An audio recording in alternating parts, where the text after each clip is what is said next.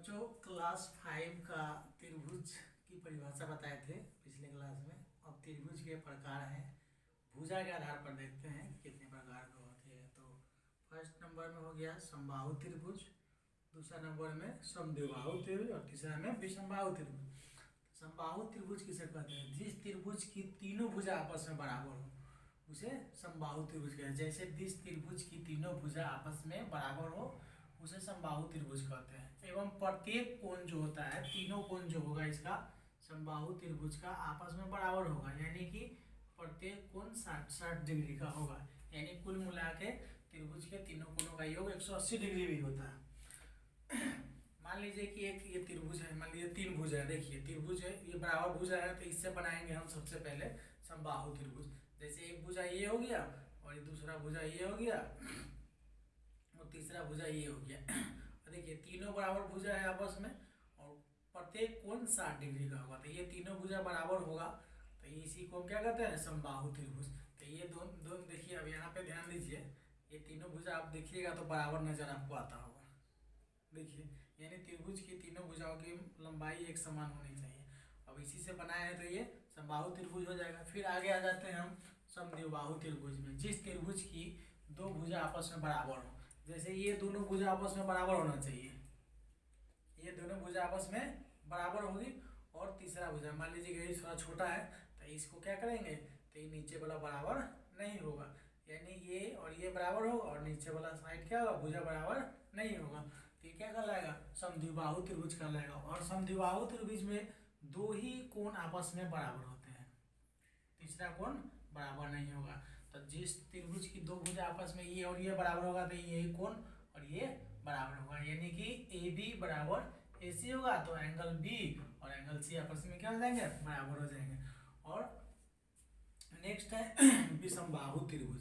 विषमबाहु त्रिभुज मतलब कि जिस त्रिभुज की कोई भी भुजा आपस में बराबर नहीं हो, तीनों भुजा की लंबाई अलग अलग होती है, तो उसे क्या कहते हैं? विषमबाहु त्रिभुज कहते हैं। एवं त्रिभुज के तीनों कोणों अलग अलग होते हैं, एक समान नहीं होगा, कोई 50 डिग्री 60 डिग्री 70 डिग्री अलग अलग होगा। इस तरह से ये क्या हो जाएगा? विषमबाहु त्रिभुज हो जाएगा। फिर उसके बाद त्रिभुज के प्रकार आएंगे कोण के अनुसार, तो कोण के अनुसार भी अलग अलग होगा। समबाहु त्रिभुज, न्यून कोण त्रिभुज, काट दो अपना।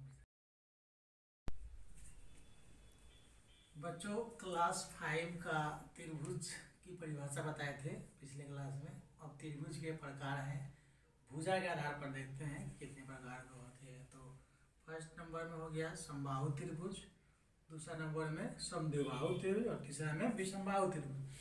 समबाहु त्रिभुज किसे कहते हैं? जिस त्रिभुज की तीनों भुजा आपस में बराबर हो उसे समबाहु त्रिभुज कहते हैं। जैसे जिस त्रिभुज की तीनों भुजा आपस में बराबर हो उसे समबाहु त्रिभुज कहते हैं। एवं प्रत्येक कोण जो होता है, तीनों कोण जो होगा इसका समबाहु त्रिभुज का आपस में बराबर होगा, यानी कि प्रत्येक कोण 60 डिग्री का होगा। यानी कुल मिला के त्रिभुज के तीनों कोणों का योग 180 डिग्री भी होता है। मान लीजिए कि एक ये त्रिभुज है, मान लीजिए तीन भुजा है। देखिए त्रिभुज है, ये बराबर भुजा है, तो इससे बनाएंगे हम सबसे पहले समबाहु त्रिभुज। जैसे एक भुजा ये हो गया और ये दूसरा भुजा ये हो गया और तीसरा भुजा ये हो गया। देखिए तीनों बराबर भुजा है आपस में और प्रत्येक कोण 60 डिग्री का होगा, तो ये तीनों भुजा बराबर होगा, तो इसी को हम क्या कहते हैं? समबाहु त्रिभुज। तो ये दोनों देखिए, अब यहाँ पे ध्यान दीजिए, ये तीनों भुजा आप देखिएगा तो बराबर नजर आपको आता होगा। देखिए यानी त्रिभुज की तीनों भुजाओं की लंबाई एक समान होनी चाहिए।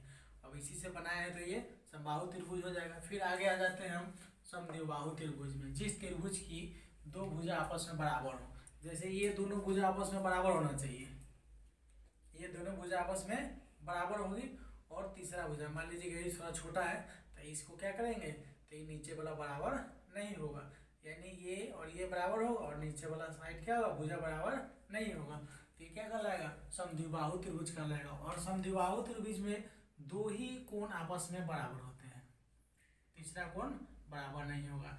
तो जिस त्रिभुज की दो भुजा आपस में ये और ये बराबर होगा तो ये कोण और ये बराबर होगा, यानी कि ए बी बराबर ए सी होगा, तो एंगल बी और एंगल सी आपस में क्या हो जाएंगे? बराबर हो जाएंगे। और नेक्स्ट है विषमबाहु त्रिभुज।